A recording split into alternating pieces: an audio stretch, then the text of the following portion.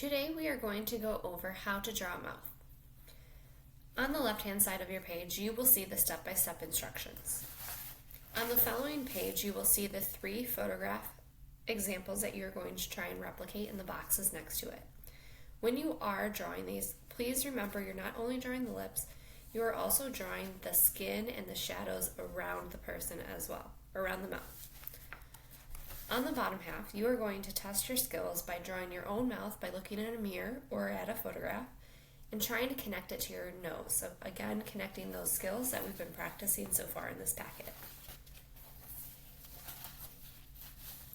So let's start to do this together.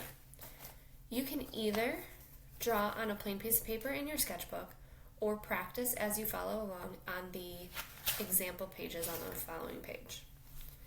We are going to start with 2 flattened U shapes. One is going to be a little bit smaller on the top, and the bottom one is going to be a little bit bigger. This will serve as the center of your upper lip. Next, we are going to take these 4 points, and we are going to draw kind of a triangle out to the side. This will act as the upper lip.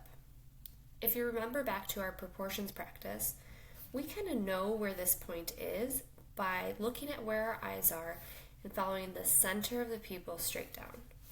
Because I don't have an eye drawn on here, I'm going to just kind of measure on my own. I'm going to draw a line first, see how thick it is.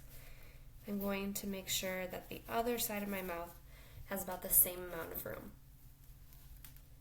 So I'm going to just kind of swoop out. Connect those to the outer side. Remember that it's okay if not everything's perfectly symmetrical.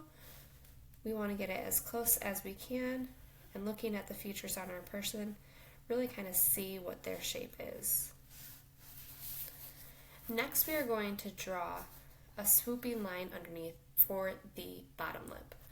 Now, the bottom lip usually starts in a little bit in from the corner, so try not to start it right on the same outside point. And the bottom lip is usually a little bit thicker than the top lip as well. So even if I kind of measure that, I can give myself a little line for how thick I want to make the bottom lip. So I just measured how thick that was, and I made it a little bit thicker on this side.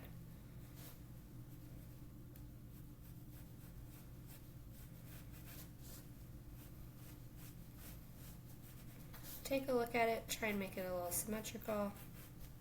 If you feel like that looks too big or too small, you can always change it.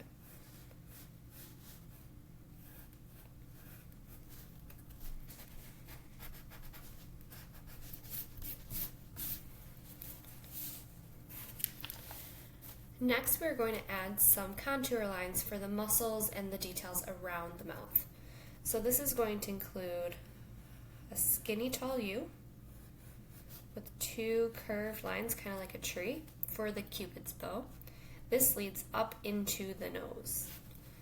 You also will want to include the shape of the corner of the mouth. Now, depending on what you do in the corners, it can give an expression to your person. If this is more turned down, it's going to look like your person is frowning or upset. If it's more turned up, it can look more like a smile. I'm also going to add a little circle down here for the chin.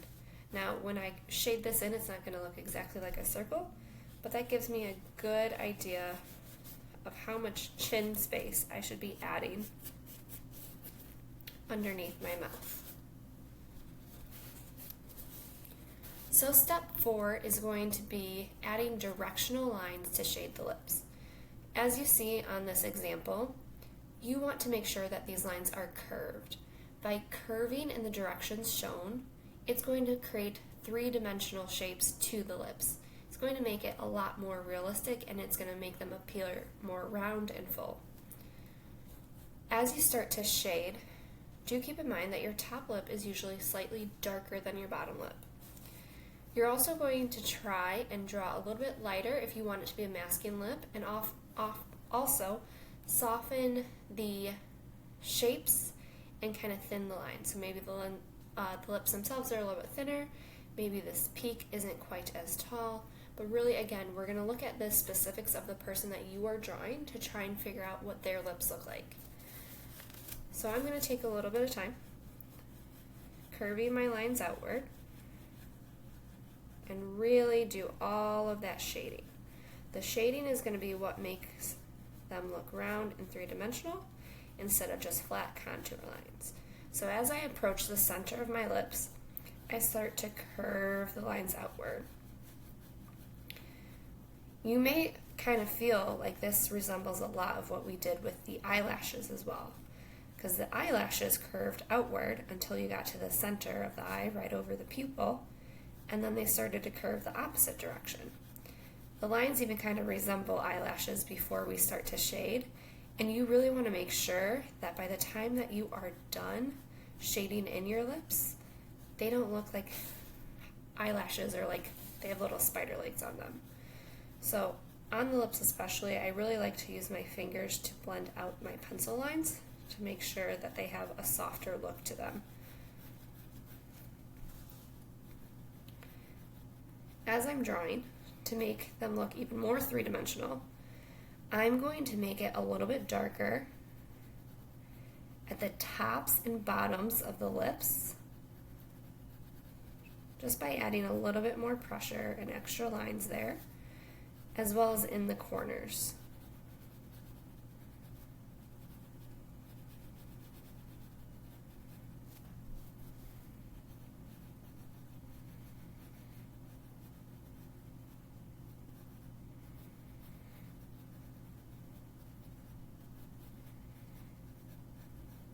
So you can see the difference just from the one side where I added more value along the tops and bottoms of the lips as well as in the corners. It starts to look more three-dimensional.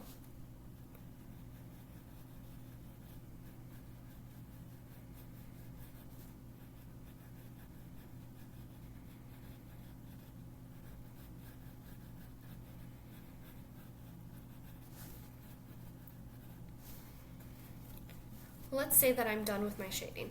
I'm going to come back in and smooth those lines out, again to make them look not quite so hairy and a little bit softer.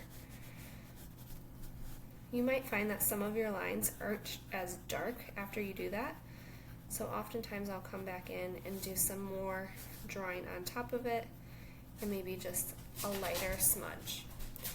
Now, another thing that's important to include are highlights. So I like to include some just by coming back in with my eraser and kind of going up and down a little bit in the very center of the lips to give them some highlights. You would come back in as well and lightly shade the skin around. The parts that I already drew are going to be the darker areas, and then the rest would be a little bit lighter. These curved lines sometimes lead up to the nose as well. And again, remember, as you are shading, the skin tones should never be the same color as the paper because we want to add some shadow and dimension to make sure that our portraits are starting to look realistic. We can always blend this out to make it a little bit smoother so we don't see as much as of the pencil lines. I'm going to pause there and we're going to look at an example where we're drawing teeth. Now, I've already drawn the lips on this one, and I've left a spot open for the teeth. When you are drawing your teeth, you really want to make sure that instead of drawing each individual tooth, making it look like the person has chiclets in their mouth, little gum pieces, you want to draw the space around it. So we actually don't connect the upper space right here as much as we would think. So as I'm drawing, I'm going to try and draw the space around where the teeth would go. So it's kind of a flat line that's curving up. So it is kind of like this, towards the back corner, and the teeth will get smaller as you reach the back corner. And I'm just making a straight little line up every once in a while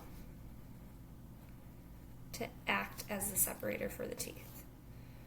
Now I would come back in and just gently shade the space around there, kind of curving the edges to start to create the illusion of a tooth.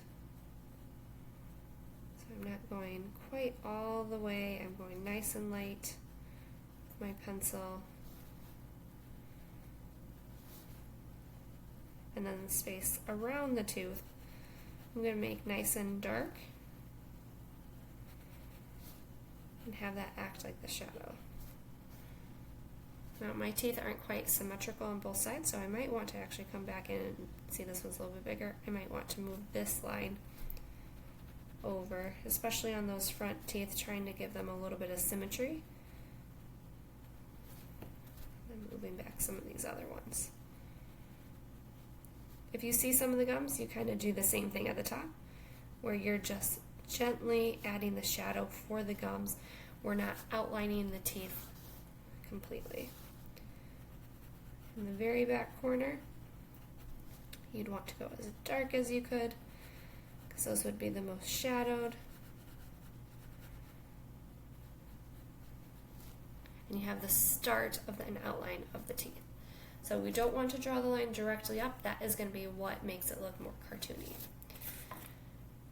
Make sure that you are completing your practices on the following side and uploading your photograph to Canvas once you are complete.